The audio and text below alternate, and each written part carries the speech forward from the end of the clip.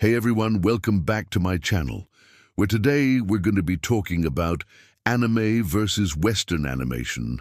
What is it that makes them so different? When I first started getting into anime, I didn't know anything about it.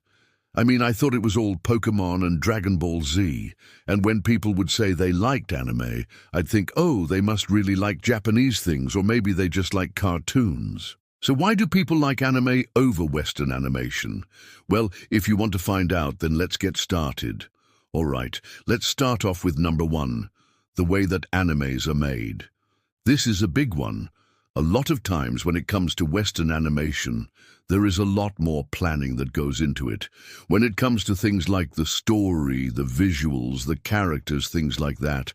And when it comes to anime, it seems like they focus more on action and visuals and less on the story. Now, this doesn't mean that anime don't have good stories, because a lot of them actually have amazing stories.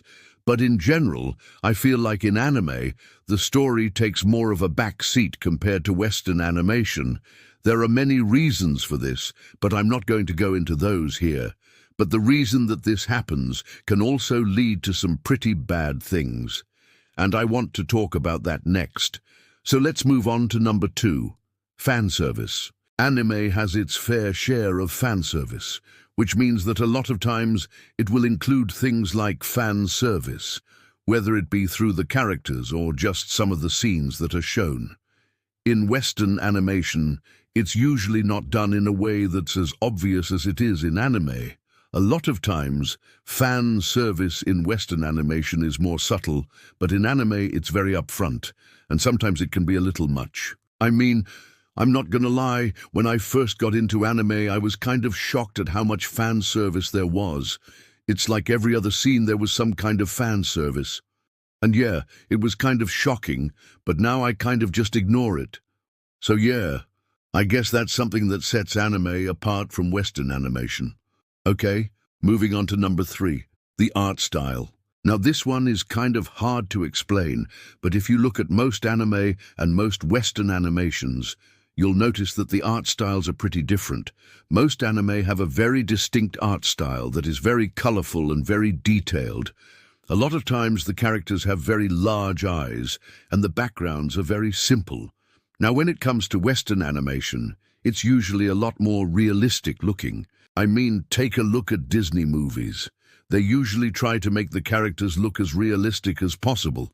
On the other hand, anime characters usually look very stylized and very unique. It's like each character has their own distinct look. And I think that's what sets them apart from Western animation. A lot of times, Western animation tries to make the characters look as realistic as possible, while anime characters usually look very stylized. All right. So let's move on to number four, the voice acting. I'm not gonna lie, this one is kind of hard to talk about because I haven't watched a ton of anime.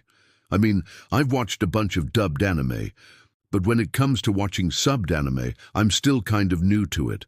But from what I've seen, I feel like the voice acting in anime is a little bit different than in Western animation. A lot of times in anime, the voice acting is a little bit more over the top. That's not to say that Western animation doesn't have any over-the-top voice acting, but in general, I feel like the voice acting in anime is a little bit more over the top.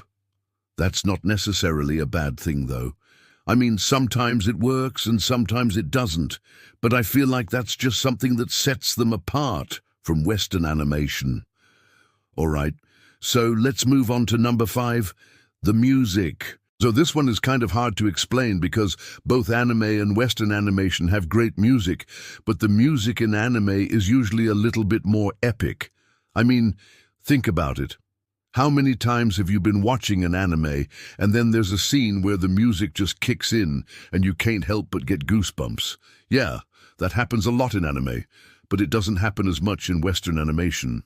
Maybe it's because I haven't watched that much Western animation, but I feel like the music in anime is just a little bit better. All right, so let's move on to number six, the characters. This is another hard one because both anime and Western animation have great characters, but the characters in anime are usually a little bit more interesting. I mean, think about it. How many times have you been watching an anime and then you see a character and you're like, wow, that character is really interesting. I want to know more about them. That happens a lot in anime, but it doesn't happen as much in Western animation. Maybe it's because I haven't watched that much Western animation, but I feel like the characters in anime are just a little bit more interesting. All right, so let's move on to number 7, the amount of seasons. Now, this one is kind of hard to explain because it really depends on the show, but in general, I feel like anime shows usually have more seasons than Western animation shows. I mean, take a look at Naruto. That show had over 700 episodes, and then you have shows like One Piece and Bleach that had over 1,000 episodes. Now, these are all Japanese shows, but if you take a look at Western animation, most shows don't have that many episodes. I mean, the longest-running Western animation show is The Simpsons, and it only has 700 episodes. Now, that's not bad, but compared to some anime shows, it's a little bit low. All right, so let's move on to number 8, the amount of content. Now, this one is pretty self-explanatory, but in general, there is just a lot more anime content out there than Western animation content. I mean, Japan produces a ton of anime every single year, and there is just so much to choose from. On the other hand, Western animation does not produce nearly as much content, and there is not nearly as much to choose from. All right, so let's move on to number 9, the age range. I'm not gonna lie, this one is kinda hard to explain because both anime and Western animation have shows for all age ranges. But in general, I feel like anime shows tend to be a little bit more mature. I mean, sure, you have shows like Pokémon and Dragon Ball that are aimed towards kids, but you also have shows like Code Geass and Attack on Titan that are aimed towards adults. Now, when it comes to Western animation, there aren't as many shows that are aimed towards adults. I mean, sure, you have shows like Rick and Morty and Family Guy that are aimed towards adults, but there aren't as many shows that are aimed towards adults compared to anime.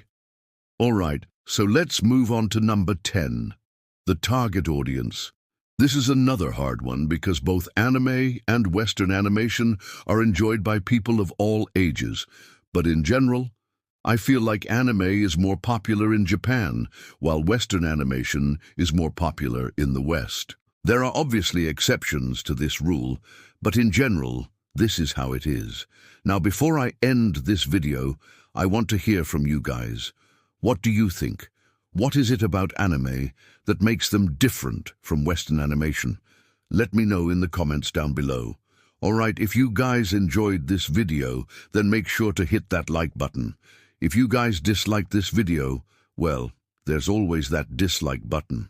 But if you guys really want to support the channel, then make sure to hit that subscribe button. Alright, thank you guys so much for watching, and I'll see you in the next video. Bye.